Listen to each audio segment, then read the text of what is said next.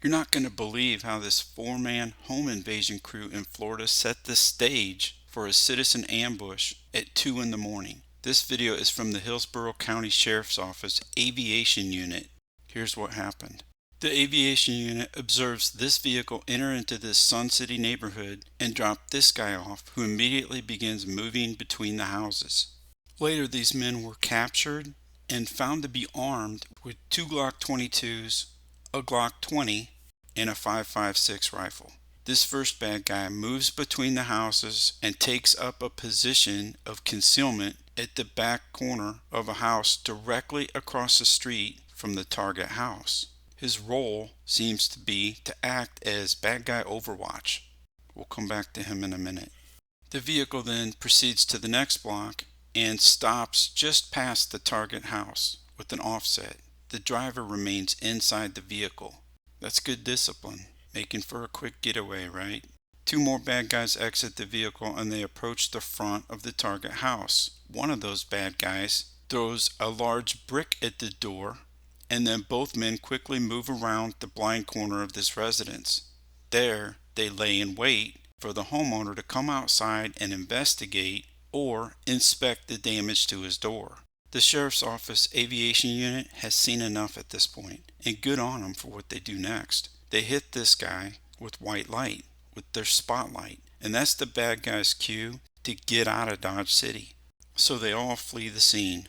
Probably a good number of folks that watch this kind of a video have already heard the home safety tip and made the inexpensive fortification by replacing those short screws with 3-inch screws into your deadbolt catch, so that it's going to take 10 to 20 times the number of kicks to boot the front, side, or rear door. That's good because that buys the homeowner time to call 911, and if they're a firearm owner, to go get their gun to get ready in the event that their door does get breached and an imminent deadly force threat begins to hold sway.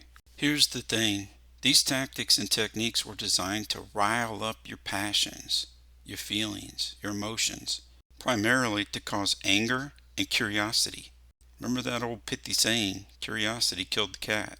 News reports indicated that there was a family home and they did have children. But after checking their Ring camera, they noticed nobody was at the front door. So in this case, the family was smart enough to know better than to go outside at 2 in the morning after hearing something strike the front door.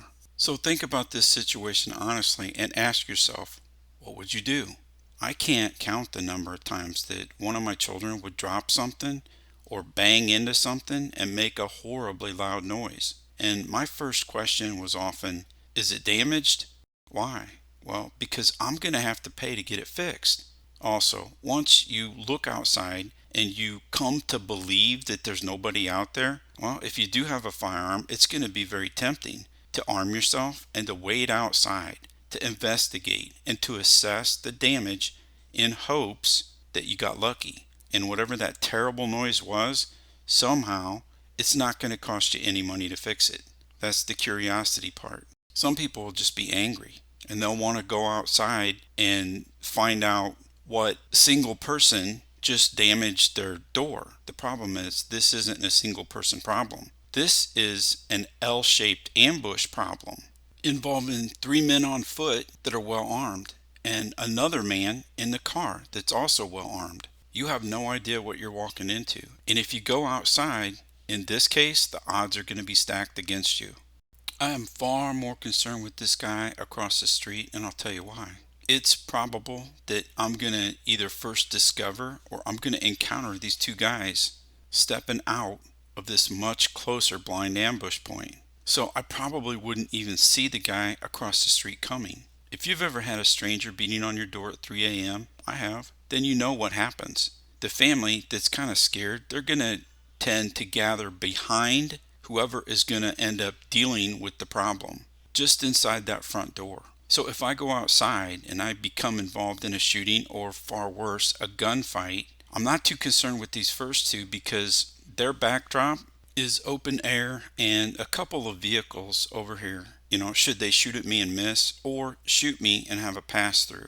It's not going to go into my house if they start shooting at me. But the guy across the street, when he starts shooting at me and I don't see it coming, and he's probably still at a decent distance. Remember, Bad guys don't have access to good quality firearms instruction, so they don't shoot so well one-handed on the move.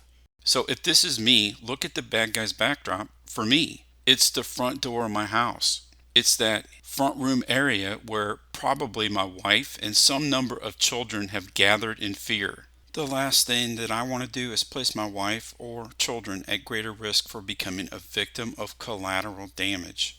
So, what are some solutions to this potentially deadly, violent problem? First of all, I'm going to call 911 or have my wife call 911. I'm not going to go outside.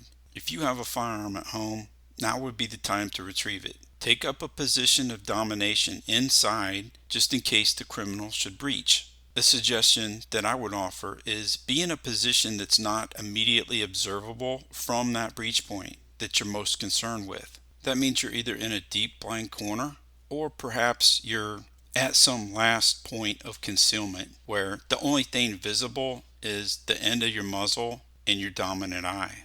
Regarding my family, if I have a basement, I'm going to have them shelter in the basement. Why? Well, because the earth, the ground, the dirt, that stops bullets. So if the bad guys outside start shooting into the house for some reason, or they actually breach and a gunfight holds sway, the probability is they're not going to be shooting down, they're going to be shooting at me. So in all probability, that basement level is going to be the safest place to shelter. I'm going to have my wife talk to the 911 dispatcher and stay on the line. Why? Well, that way she can yell out to me when the police are actually approaching my house. That way I can secure my firearm rather than have a potential problem with responding police officers. I don't want that. At a minimum, I don't want my wife and my children anywhere near me. I don't want them in my backdrop. So if I have a ranch style home and I don't have a basement, then I'm going to have them go to one end of the house, preferably where I'm in between all of the breach points and my family, so that anybody coming in has to get past me to get to them. I just don't want them in close proximity to me or in my backdrop. If for some reason I make the decision that I am going to go outside, then I'm not going to just walk out the front door, because that's what someone would expect me to do. So that's like the last thing that I would do. Instead, I'm going to do something unexpected.